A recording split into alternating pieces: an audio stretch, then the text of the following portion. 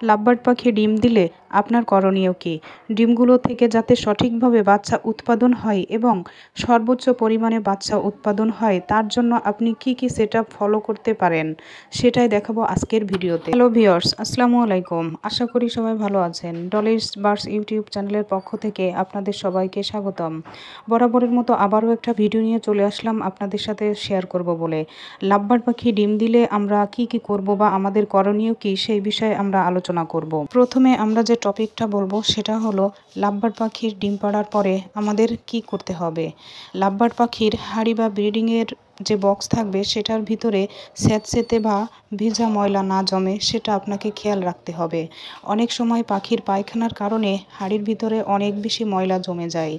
Normal যদি শুকনো অবস্থায় থাকে তাহলে কোনো সমস্যা হবে না। আর যদি আপনার হাঁড়ি বা বক্সের ভিতর যদি স্যাঁতসেঁতে বা ভেজা ভাব থাকে তাহলে কিন্তু আপনার ডিম নাও জমতে পারে এবং ডিম না ফোটার সম্ভাবনা বেশি থাকবে। সেদিকে আপনার খেয়াল রাখতে হবে।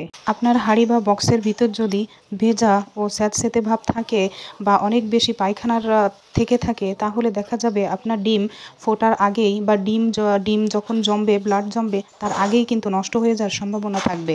এজন্য অবশ্যই আপনার পাখির হাঁড়ি বা বক্স খেয়াল রাখতে হবে যে স্যাঁতসেঁতে আছে কিনা বা ভেজা আছে কিনা সেটা আপনার অবশ্যই খেয়াল রাখতে হবে। আর দ্বিতীয় যে টিপসটা বলবো সেটা হলো পাখির যে ডিম পাড়বে সেই ডিমটা বারবার দেখা যাবে না এবং হাত দিয়ে নাড়াচাড়া করা যাবে না, তাহলেও ডিম না ফোটার সম্ভাবনা বেশি থাকবে। আর এরপরে যে টপিকটা সেটা হলো আপনার যে পাখির যেখানে রাখছেন সেই জায়গাটা ভালো জায়গায় নিশ্চিত করা এবং আপনার পাখির খাঁচা যদি আপনি বেশি নাড়াচাড়া করেন তাহলে কিন্তু ডিম ফোটার সম্ভাবনা অনেকটাই কমে যাবে। এজন্য আপনাদের লাভবার্ড পাখি যখন ডিম পাড়বে তখন কিন্তু আপনারা পাখির আশেপাশেই যাবেন না, শুধু খাবার দিয়েই চলে আসতে হবে। আপনারা যদি বারবার পাখিকে ডিস্টার্ব করেন বা পাখির ডিমে হাত দেন বা পাখির খাঁচা নাড়াচাড়া করেন তাহলে দেখা যাবে আপনার পাখির ডিম কিন্তু ফুটবেই না এবং ব্লাড জমার আগেই কিন্তু নষ্ট হয়ে যাওয়ার সম্ভাবনা থাকবে। আর আপনি যদি লাভবার্ড পাখি পালনের ক্ষেত্রে আপনার যদি অভিজ্ঞতা না থাকে তাহলে আপনি লাভবার্ড পাখির ডিমেই কখনো হাত দিবেন না।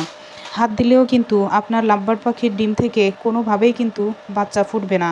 যদি আপনার অভিজ্ঞতা থাকে তাহলে আপনি সেটা করতে পারেন, আর যদি অভিজ্ঞতা না থাকে তাহলে ভুলেও এই কাজটি করবেন না। আর অতিরিক্ত নড়াচড়া হলেও কিন্তু ডিম নষ্ট হয়ে যায়। দেখা যায় যে আপনার যে পাখির যে হাঁড়ি বা বক্সটা আমরা বেশি নাড়াচাড়া করি তাহলে কিন্তু আপনার হাঁড়ি বা বক্সের একটা ডিমও কিন্তু ফুটবে না। তার জন্য আপনার খেয়াল রাখতে হবে। পাখির যে মল থাকবে, যেটা পায়খানা হাঁড়ির ভিতর থাকবে সেটার কারণেও কিন্তু পাখি শ্বাস নিতে পারে না। তার জন্য ম্যাক্সিমাম কিন্তু বাইরে এসে দাঁড়িয়ে থাকে, ডিমে তা দিতে চায় না। এজন্য আপনারা ভুলেও কখনো এই কাজটি করবেন না। পাখি যখন ডিম পাড়বে আপনি জানতে পারবেন যে আপনার পাখি ডিম পাড়ছে তখন আপনি কাছে যাবেন না। এখন ঠান্ডার সময় চারিপাশ ঢেকে দিবেন সন্ধ্যা হওয়ার আগেই এবং পাখিকে এক্সট্রা যত্ন নিতে হবে।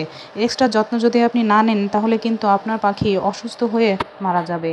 এজন্য শীতের সময় বেশিরভাগ পাখিদের বেশি বেশি যত্ন করতে হয়।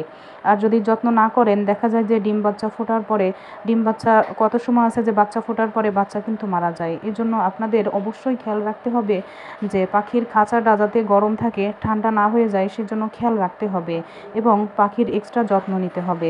পাখিকে গরম পানি খাওয়াতে হবে যাতে কোনোভাবেই পাখির ঠান্ডা না লাগতে পারে। আর পাখির বাচ্চা ফোটার পরে কিভাবে যত্ন করবেন তার একটা ভিডিও আমি অবশ্যই আপনাদের দিব খুব তাড়াতাড়ি। আমার পাখির বাচ্চা ফোটার পরে আমি সেই ভিডিওটা দেওয়ার অপেক্ষায় আছি। আপনারা সবাই ভালো থাকবেন এবং আমাদের জন্য, আমার ভালোবাসার পাখির জন্য দোয়া করবেন।